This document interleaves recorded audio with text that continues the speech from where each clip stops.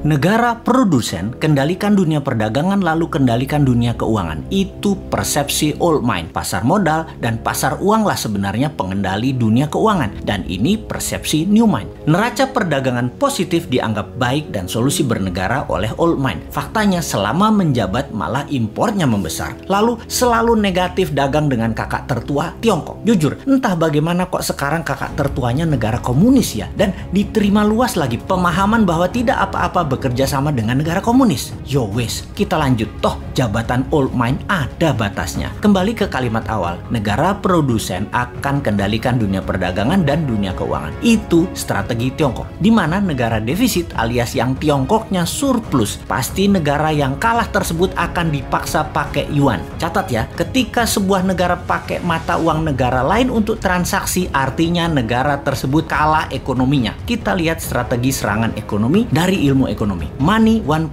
adalah uang hanya sebagai alat bayar pelancar transaksi. Kemudian uang menjadi alat modal yang disebut money 2.0. Kemudian uang menjadi alat kendali ekonomi disebut money 3.0. Salah satunya debt trap. Yang Tiongkok lakukan pintar. Dari money 1.0 langsung ke 3.0.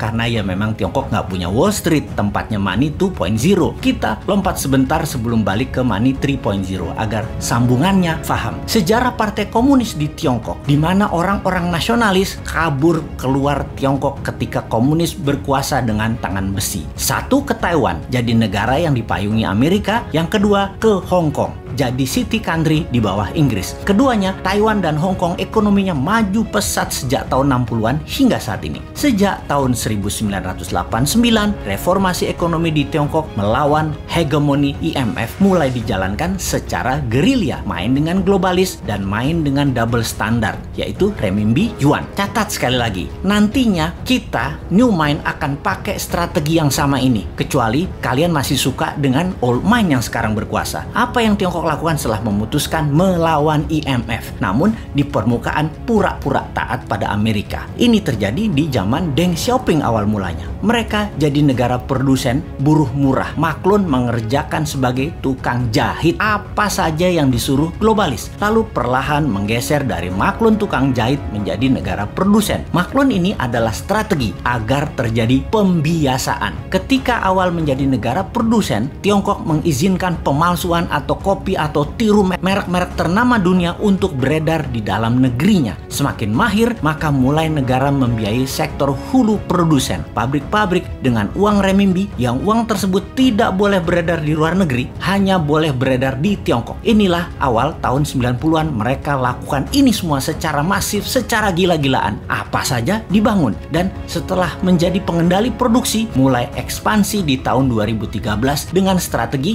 BRI, yaitu Belt Road Initiative. Perlu banyak negara yang harus dikendalikan oleh Tiongkok. Perlu banyak negara yang penduduknya lapar dan pemimpinnya lemah agar mudah dikendalikan agar membeli barang-barang Tiongkok dan menggunakan mata uang Tiongkok. Awalnya dengan memberi pinjaman. Namun bukan uang tetapi barang, seperti jalanan dibangunin. Pokoknya jadi barang. Jembatan dibangun jadi barang, pelabuhan, bandara, jaringan kereta api yang semuanya punya kesamaan, yaitu pelancar jalur angkutan barang guna menciptakan ketergantungan terhadap produk Tiongkok dan kelancaran distribusi barang. Kemudian kendali atas pasar yang kebetulan semua bergeser ke digital. Jadi strateginya adalah beli dan ambil semua jaringan marketplace milik pengusaha lokal sebuah negara agar isi produknya adalah barang-barang buatan Tiongkok. Begitu sudah tercapai ketiganya, maka tahap keempat, mata uang Tiongkok dipakai sebagai alat transaksi. Pertama, sebatas transaksi dua negara. Nanti tahap kelima sampai ke pasar-pasar tradisional bisa pakai yuan. Ingat, ketika keluar negeri, yuan yang disebut. Itu membedakan asal uang itu. Walau kalau ditanya di Tiongkok, bagi mereka sama itu yuan atau renminbi. Namun kita pahamlah, kita kan ngerti bernegara, ngerti bagaimana Tiongkok bermain dan ngerti cara memainkannya. Sayang aja masih sedikit yang percaya